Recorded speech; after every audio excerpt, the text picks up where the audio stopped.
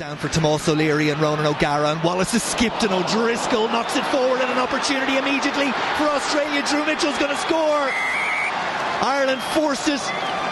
Quade Cooper back inside for Peter Hines, and he makes a good target for the Australian loose forwards. They hit his Guinea and Cooper, and on the charge is Chisholm, and he does well, and Australia are settling to the task. Wycliffe Palu hit by O'Gara. Eventually Ferris puts them to ground. Guinea again. Ireland offside, advantage being played to Australia, and they've just increased the tempo ever so slightly, and they are dragging Ireland one way and then the other. O'Driscoll, well, he was offside, almost came off. I think it was Tommy Bowe who got there, and Elsom comes away with it, and Rocky Elsom chased by his former Leinster colleague Brian O'Driscoll, who just got to him with a tap tackle, and Rob Kearney completed the job, but Elsom away. And here's Quade Cooper, and he kicks in behind the Irish three-quarter line. Luke Fitzgerald chases back. Horwell, then Giteau once more, and Giteau the little dummy, and maybe he's going to get there. Matt Giteau, despairing tackle from Rob Kearney, but a good one. Chisholm just didn't get there in time. Better play again. Here's Pocock, who's been probably the standout man for Australia in the opening 40 minutes. The more and more international rugby, and indeed Heineken Cup rugby we watch, the more you wonder what the powers that be are going to do about the rules, because at times it can be quite sterile, and at times players go beyond. And Adam Ashley Cooper had the opportunity to break the line and inject a bit of excitement. Australia holding on to possession well, probing Ireland's defence. Here goes Wycliffe Palu. Tommy Bowe had to make the tackle. Adam Ashley with 2 or 3 Irish defenders. Pocock, O'Gara stepped up, the gap was there inside O'Callaghan. Pocock said thank you, and walls straight through it. That's the Irish 20, puts them to ground. Guinea, Giteau, phase after phase. 11 now for Australia, and maybe that ball handling will do enough as Rocky Elsom goes for the corner. And if that's a try, it is a wonderful try. At the back phase. Yes! 21-year-old scrum half will feed this Australian scrum.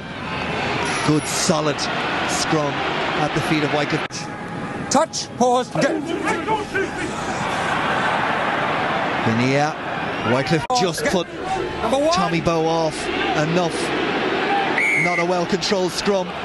Any place for those that are easily perturbed, but there are degrees. Here's far. Number 1, hold. They are in the ascendancy, both on the scoreboard and in lots of facets of play. And Ireland's scrum just collapses. Oh, and the referee not square and steady has let them off the hook there. Platform with which to release the backs. And again an Irish scrum retreats, and Jamie Heaslip, it's like going fishing with your hands in water. Yeah, I think it was his left knee there, just looking at him on the sideline. Duty trying to gel. They'll want to go through the first phases in the opening 20 minutes, control the game as best they can, but they've turned that one over. Jamie Heaslip went in, and at out half he feeds Hines. All the way, green.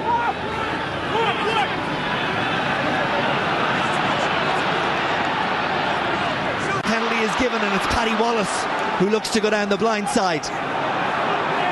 Where's the ball? Referee said no. Go back inside for Paddy Wallace. No runner on his shoulder. Had to go to ground. Eoni, Ireland, there in numbers. Where's the ball? Australia think they have it. It comes off an Irish boot back onto the Australian side as Paddy Wallace went back, and things improve by the minute.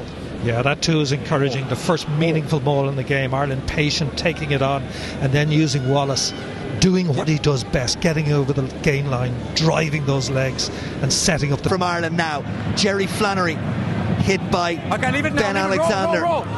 Good tackle from the prop that set up the mark when they got themselves within 3 metres. Play off of them as Paddy Wallace is the quickest to react. Australia though, again, hit the ground, you've got to let it go.